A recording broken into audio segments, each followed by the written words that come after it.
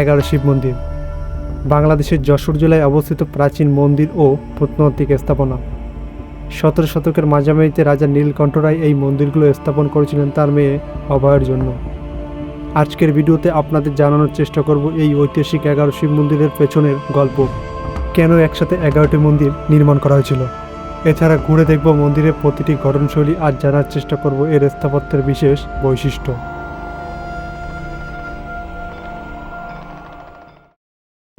আমাদের আজকের এই যাত্রা শুরু করেছিলাম খুলনা থেকে।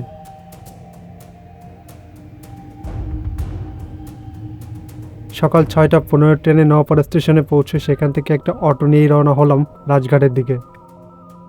রাজঘাটে পৌঁছেই চোখে পড়ল ভৈরব নদী। জানা যায় এই নদীর নীরব প্রবাহের পাড়ে লেখা হয়েছিল রাজা নীলকণ্ঠ রায়ের ইতিহাসের পাতা। তিনি এই নদীপথকে কেন্দ্র করে নির্মাণ করেছিলেন 11টি শিব মন্দির। তাই বহু উত্থান পতনের সাক্ষী এই নদী। নদী পেরিয়ে বাম দিকে চোখ বোলাতেই দেখা যায় সাইনবোর্ড। তো এভরিওয়ান, আমরা কিন্তু সেই জায়গা পৌঁছে গেলাম আর দেখতে পাচ্ছি একদম আমার পিছনে সেই মন্দিরটা। যশোরের ইতিহাসে এক প্রভাবশালী নাম প্রতাপাদিত্য। তার বংশধর রাজা নীলকণ্ঠ রায় ইতিহাসের পাতায় রেখে গেছেন এক অনন্য স্থাপত্যের নিদর্শন, যা আজ 11 শিব মন্দির। এই 11টি মন্দির নির্মাণের পেছনে লুকিয়ে আছে এক হৃদয়স্পর্শী গল্প। রাজা নীলকণ্ঠ রায় তার কন্যা অভয়ের বিয়ে দেন নড়াইলের জমিদার পরিবারের পুত্র নীলাম্বর রায়ের সাথে। কিন্তু ভাগ্য বড় নির্মম। অল্প কিছুদিনের মধ্যেই স্বামীর মৃত্যুতে অভয়ের জীবন নেমে আসে গভীর শূন্যতায়।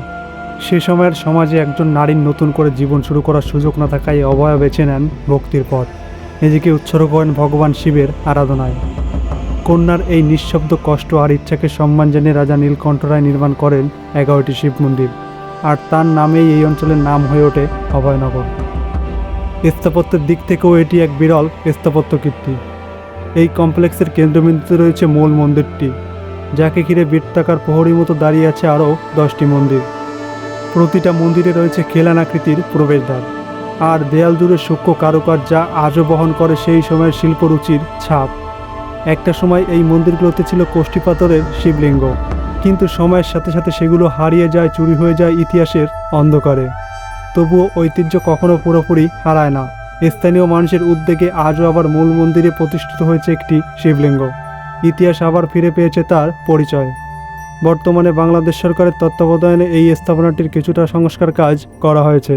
তবে স্থানীয়দের দাবি পর্যাপ্ত রক্ষণাবেক্ষণের অভাবে এই ঐতিহাসিক নিদর্শন ধীরে ধীরে হারিয়ে যাওয়ার ঝুঁকিতে রয়েছে। রাজা ছিল, রাজার মেয়ে ছিল অভয়া ছিল।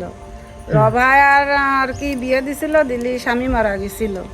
স্বামী মারা গেলি তা উনি বলেছিল যে বাবা আমি জীবনে আর বিয়ে থাওয়া করবো না, আমি বাকি জীবন 11টা শিব মন্দির করে দাও, আমি বাকি জীবনটা এই মন্দিরে বাবার পুজো দিতে দিতে বাকি জীবন কাটাই দেবো। ওই রাজা নীলকণ্ঠ রায় ওনারে বানাই দিছিল। আপনাদের কাছে ভিডিওটি কেমন লাগলো তা অবশ্যই কমেন্টে জানাতে ভুলবেন না। আর আপনি যদি ইতিহাস আর প্রকৃতিকে ভালোবাসেন তাহলে এই জায়গাটি অবশ্যই আপনার ভ্রমণ তালিকায় রাখতে পারেন।